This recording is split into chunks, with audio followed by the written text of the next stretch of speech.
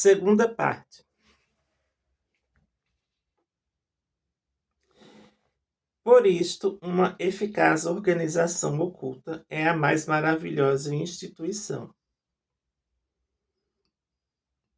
e a mais rica em promessas no mundo atual, ultrapassando de longe na realidade e na sua técnica as diversas universidades mundanas. É porque as universidades mundanas, elas ensinam coisas para alimentar o intelecto, que são importantes, são, mas para o mundo material. Já as ordens místicas, ocultas, iniciáticas, elas têm o objetivo de conduzir o neófito para o seu eu interior, o seu verdadeiro eu. Então são duas propostas bem diferentes. Dá para conciliar as duas? Dá. Depende de cada um. É nela que devemos procurar a flor da nossa atual humanidade. Há almas que, tendo atravessado o fogo de uma experiência crucial, conhecem as fortes vibrações da vida de que, então, se mantêm afastadas. Não porque tenham renunciado a ela, mas porque a compreendem e podem lhe impor sua vontade. Elas encontram paz e inspiração no silêncio da alma, de onde extraem uma força secreta para o dever e a responsabilidade, e não para a mera satisfação pessoal, e as transformam em múltiplas formas de serviço. Mais uma vez aqui o autor diz que a ordem iniciática ela não é feita para a mera satisfação pessoal do aspirante ou do neófito. Ela é feita também para colocar esse estudante a serviço, tanto dela como da ordem quanto da humanidade. Então, servir é um dos objetivos centrais da ordem. É por uma cooperação séria e atenta que essas almas cumprem seu serviço, e é junto a elas que o neófito pode estar certo de encontrar uma pronta resposta. O sentimento de estarem destinados num futuro próximo, talvez mesmo em sua encarnação atual, a tomarem lugar entre os mestres e poderem fazer valer uma técnica elaborada na vida de novos neófitos, deveria bastar para inspirar no pequeno número cheio de promessas, se não nos outros, o firme desígnio e a ponderação necessária ao prosseguimento dos seus estudos, com excepcional seriedade e um agudo senso de suas responsabilidades, tanto para com eles próprios como para com seus condiscípulos. Quando está no estágio em que começa a descobrir que sua alma desperta ao contemplar o vasto panorama da realização por vir, o neófito deve se impor certa ponderação, a fim de propiciar uma ardente aspiração ao progresso. Habitualmente, o fanatismo se manifesta, de algum modo, ao tomar o neófito conhecimento do seu bem na senda. Tudo na economia da vida exige uma nova avaliação. Ele se sente um tanto defasado para com as realidades tais como elas são. Deve se ajustar a numerosas e sutis modificações interiores. Aqui no final ele falou assim: deve se ajustar a numerosas e sutis modificações interiores. Isso significa que os velhos hábitos eles vão morrendo, digamos assim, e dando lugar a novos hábitos. Porque ninguém entra e sai do mesmo jeito, né? A gente entra e vai se modificando gradualmente. A não ser aquelas pessoas que dizem: "Ah, não, eu já sou assim mesmo, eu não tenho mais o que mudar, eu já sei de tudo e pronto, eu não quero mais nada". Essas pessoas aí não vão longe.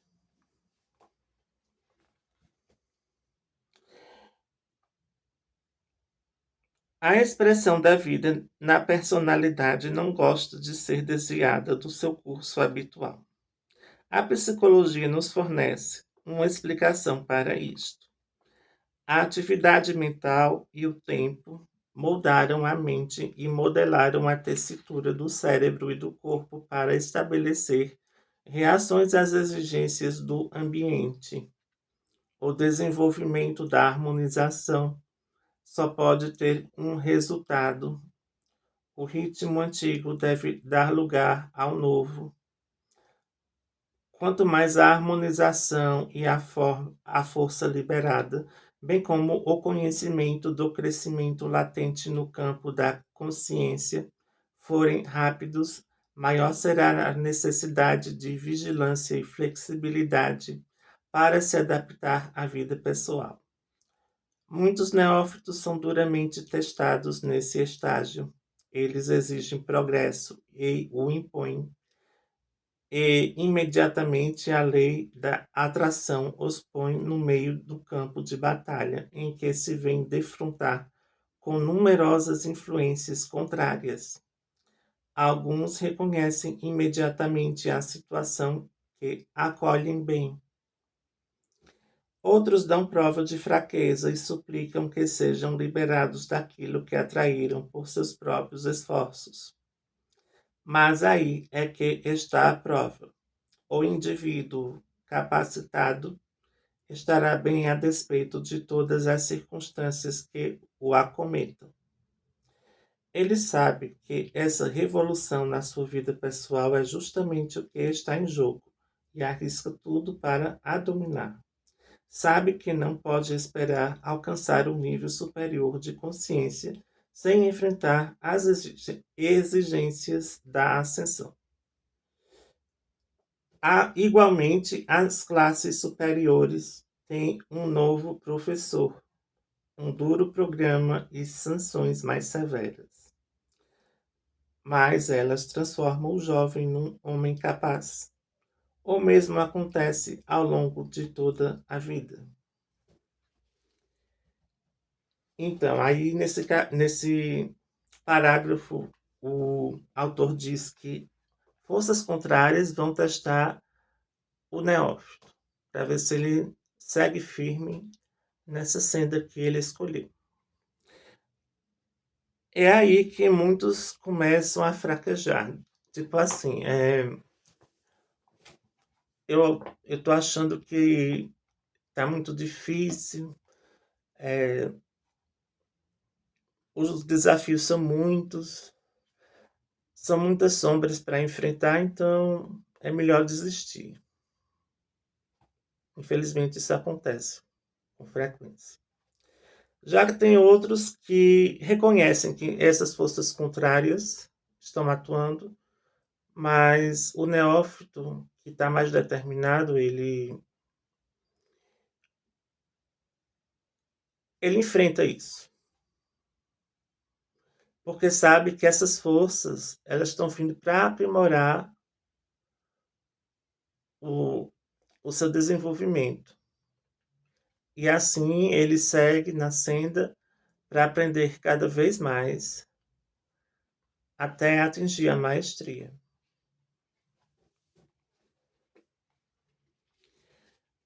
As grandes conquistas não se fazem nas mesmas condições que as menores.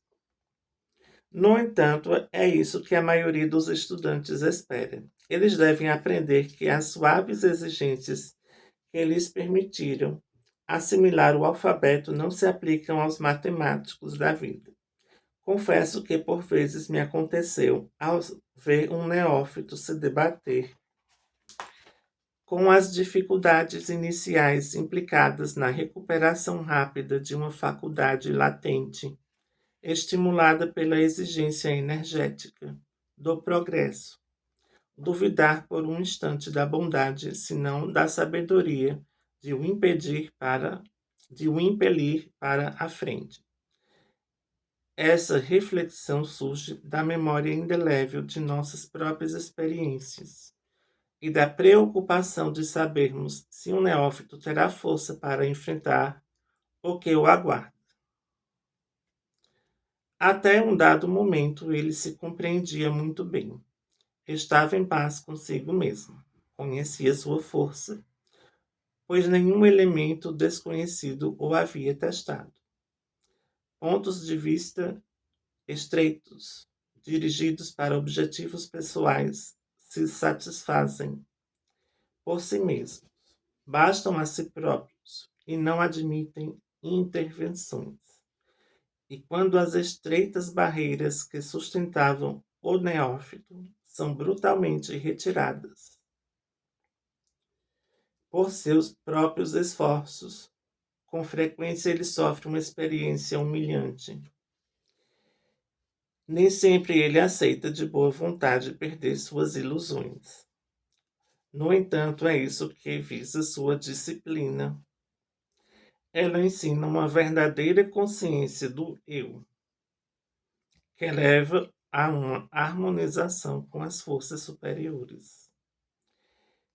E a partir desse momento, a vida pessoal deve se adaptar o melhor que pode aos poderes que revelam gradativamente a consciência, o que é o ser humano espiritual.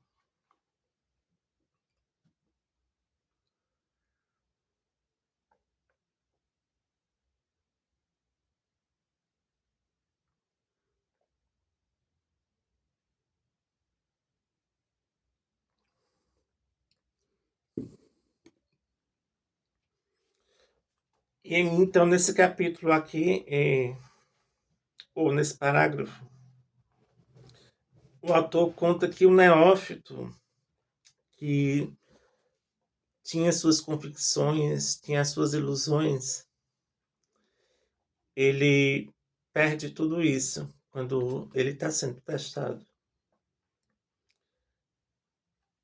E é aí, diante de toda essa perda, né, de referencial que ele tinha construído ao longo de sua vida,